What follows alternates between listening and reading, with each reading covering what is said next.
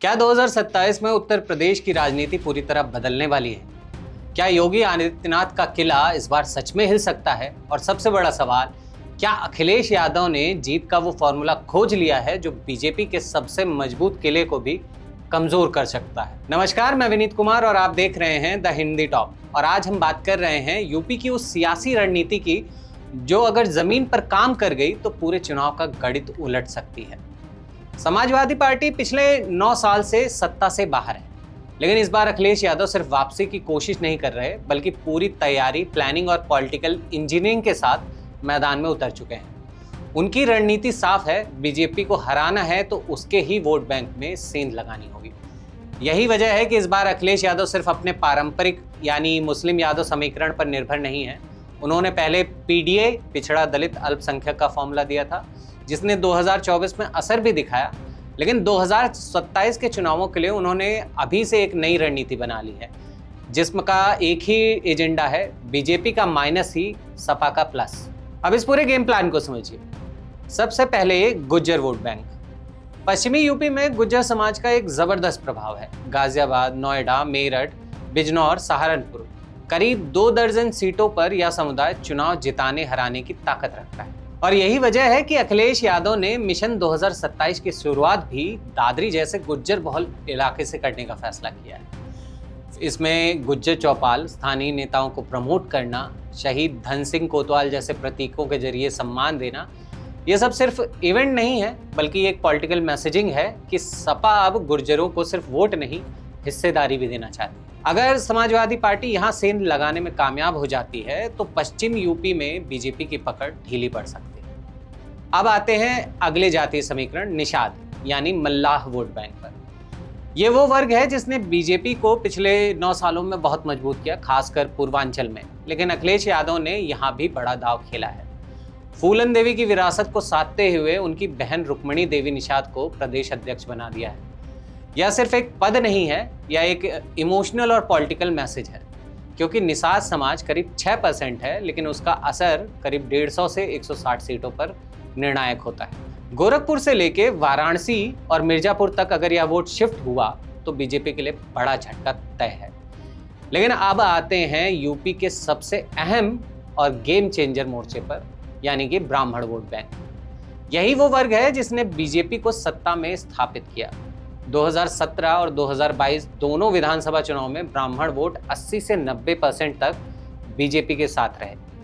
लेकिन अब यही वोट सपा के टारगेट पर है और यहाँ अखिलेश यादव सिर्फ जाति नहीं, नाराजगी को राजनीति में बदलने की कोशिश कर रहे हैं। कैसे, आइए समझते हैं। सबसे पहले नैरेटिव बिल्डिंग। सपा लगातार एक नैरेटिव बना रही है कि बीजेपी सरकार में ब्राह्मण समाज खुद को हाशिए पर महसूस कर रहा है। ठाकुर बनाम ब्राह्मण का एंगल, प्रशासनिक पोस्टिंग में कथित असंतुलन, ब्राह्मण नेताओं की उपेक्षा, इन सब को धीरे धीरे एक बड़े मुद्दे में बदला जा रहा है।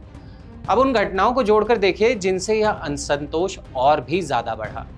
शुरुआत होती है माघ मेले में बटुक ब्राह्मणों के साथ हुई बदसलूकी से। फिर ब्राह्मण विधायकों की बैठक पर बीजेपी की ओर से जारी किया गया नोटिस, कुछ एनकाउंटर या प्रशासनिक कार्रवाई में ब्राह्मण नामों को लेकर उठने वाले सवाल, घूसखोर पंडित नाम की वेब सीरीज पर उपजे बवाल, यूजीसी नियमों पर सवर्ण समाज की बीजेपी से नाराजगी, प्रशासनिक पदों पर भर्ती के लिए बनाए गए प्रश्न पत्र में पंडितों को लेकर डाले गए विवादित सवाल और उन पर कोई कार्रवाई न होना, और कई जगहों पर यह धारणा कि सत्ता में एक वर्ग का वर्चस्व ज्यादा है। ये सारे ही मुद्दे बीजेपी से ब्राह्मण वोट बैंक का असंतोष बनाते जा रहे हैं। अब भले ही योगी सरकार इन मुद्दों पर सफाई दे, लेकिन ब्राह्मण वोट बैंक में ये परसेप्शन बन चुका है कि बीजेपी सरकार ब्राह्मणों को टारगेट कर रही है और राजनीति में परसेप्शन ही रियलिटी बन जाता है।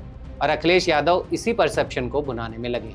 उन्होंने सिर्फ मुद्दे नहीं उठाए बल्कि संगठन में भी बड़ा बदलाव। माता प्रसाद पांडे को नेता प्रतिपक्ष बनाना, पवन पांडे, संतोष पांडे, विनय शंकर तिवारी जैसे चेहरों को आगे करना, धार्मिक और सांस्कृतिक मुद्दों पर ब्राह्मण नेताओं को मुखर करना, यानी एक क्लियर मैसेज कि सपा ब्राह्मणों को सिर्फ जोड़ना नहीं बल्कि उनको रिप्रेजेंटेटिव बनाना चाहती है। तो क्या ये सिर्फ जातिगत राजनीति है या फिर एक साइलेंट सोशल इंजीनियरिंग?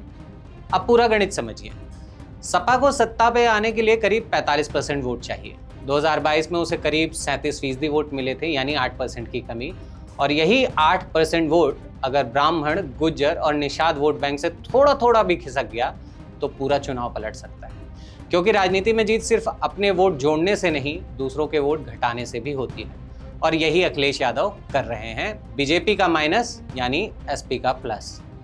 अगर ब्राह्मण वोट में हल्की सी भी दरार पड़ती है तो बीजेपी का सबसे मजबूत स्तंभ हिल सकता है। और अगर यही रणनीति तीनों वर्गों, गुर्जर, निषाद और ब्राह्मण पर काम कर गई तो 2027 का चुनाव सिर्फ चुनाव नहीं रहेगा, बल्कि सत्ता परिवर्तन का टर्निंग पॉइंट बन सकता है। तो अब सबसे बड़ा सवाल, क्या ब्राह्मण वोट इस बार गेम बदल देगा? क्या अखिलेश यादव का ये साइलेंट मास्टर स्ट्रोक काम करेगा, या फिर बीजेपी एक बार फिर अपने सोशल कोएलिशन को बचा ले जाएगी? कमेंट में जरूर बताइए, क्या 2027 में यूपी की राजनीति का नया समीकरण बनने वाला है, और आप इस बारे में क्या सोचते हैं? ऐसे ही अन्य वीडियोस को देखते रहने के लिए आप हमारे चैनल द हिंदी टॉप को सब्सक्राइब कर सकते हैं, और आप हमें इंस्टाग्राम, फेसबुक और ट्विटर पर भी फॉलो कर सकते हैं।